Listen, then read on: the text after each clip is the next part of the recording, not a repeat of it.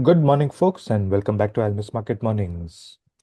There were a couple of updates in the last 2 days worth paying some attention to. Firstly, the probability of two rate cuts by Fed this year, as priced by the markets, is consistently coming down. Now it stands at roughly 58%, and this is broadly because US economy is not showing signs of distress. And looking at the minutes of the meeting of the previous Federal Reserve meeting, it seems inflation worry is back in the front seat. Other than that, geopolitics remained in investors' mind. US trade numbers were also released, which showed some larger deficit picture, and dollar broadly traded stronger. Let's understand all of this from JK. Morning, sir. Some recovery in the dollar. What are you anticipating from here as we close the week? Good morning, Swaraj. Yes, dollar has recovered strongly across currencies, and it looks like there is potential for more recovery. And there have been quite a few triggers. One, of course, which you also spoke about, the Iran-US tension. Even as we mentioned a couple of days back that the talks are going on in Geneva for a nuclear deal, but the recent developments indicate that there have been a good buildup of US forces in the region. And in fact, yesterday, President Donald Trump warned Iran on Thursday it must make a deal over the nuclear program or really bad things will happen. This is exact words. So he has given a deadline of 10 to 15 days. Market have really reacted very negatively for this. Oil shot up to 6 month high now and looks like it's not coming off very fast. And then, of course, there was a surprise hawkishness in the FOMC minutes, which was what the market was not expecting because neither the Fed statement nor Powell's presser in after the last meeting indicated such a hawkishness. Most members cautioned that the progress towards 2% objective on the inflation was uneven and that the risk of inflation running persistently above the objective was quite meaningful. So they are hinting that there can even be a rate rise possibly going forward. And they noted that the recent data readings on unemployment rate, layoffs, and job openings suggested the labor market was somewhat stabilizing after a period of general cooling. And any another shocking, development is Fed Governor Stephen Miran has somewhat shifted his stance, at least in the direction of monetary policy from his previous ultra dovish outlook, and he has actually seeing a less accommodative rate path.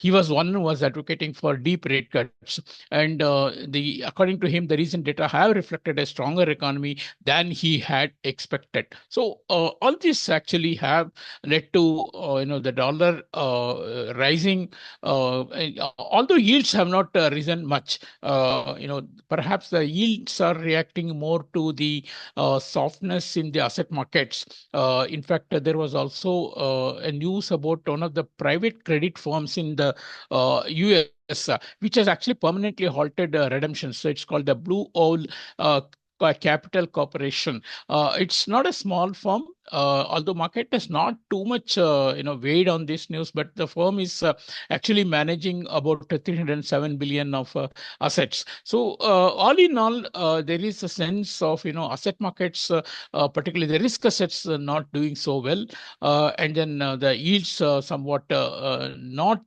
jumping despite the news on hawkish Fed also. Of course, the Iran-US tensions on the geopolitics also keeping the safe haven bid for the bonds on quite on. And now dollar has received overall support due to these factors. And then, of course, we have had some decent numbers from US as well. The jobless claims came off quite a bit as per yesterday's data. And that was again indicating that the labor market coolness, or rather the fall in the unemployment situation, is somewhat easing now. And of course, there is also the GDP number that is expected today, which is expected to be quite strong at 3%. At 3% growth, US is a much better growth rate than most of the major markets as well. So other factors that are supporting the dollar, or you have the inflation in Japan, which has eased off in the month of January, and that's a big relief to policymakers who are looking to raise rates. Annual inflation came at 1.5% in January from 2.1% in the prior month. Now, there was another surprise in the Fed minute, which I did not mention earlier. The Fed minutes actually confirmed the New York Fed actually did check USD rates when the Bank of Japan was looking to control the USD yen's rise. So that market, of course, currently selling yen and not in the mood to react to that statement unless we see another move by the Bank of Japan or Fed to check the rates. We will not see much of a relief on the USD and rise. Apart from that, we have had lower inflation from UK, raising the chances of a rate cut in March as well as in June. One of the MPC members is actually calling for a more easing. As you can recall, the MPC latest decision was by a very thin margin of five to four people actually wanting to cut rates. Eurozone data has been somewhat downbeat, particularly the ZEW survey on economic sentiment. So all these factors have actually kept a good support for the dollar, which is now trading near 97 and sorry 98. There is a possibility that dollar can inch up towards 99 also in this run, at least technically. And we are watching the oil price, which is now at 6-month high, which can actually rise much more if the tensions in the Iran region continue. For USD INR, it was a gap up on yesterday's trading, but it was in offshore. We had closed around 90.70 on on Wednesday, but yesterday we traded as high as 91.20 in offshore markets. Looks like that level will be traded once again here. Again, domestically, trade deficit has been higher than we had consistent buying from PSU banks at the lower levels, although they were also offering at 90.70. The buying has been much more. And now, if the break above 91 is sustained, I think the sellers will move away and possibly, more import covering will happen. And we should expect 91.20, which may see some sort of a resistance, but technically 90.44, which where there was a gap in the prices on 3rd February after the US India trade deal was announced. So that may be filled. But if we do stay above 91.50, test of new high in the USD INR is not ruled out. Overall, we are now in a strong dollar environment.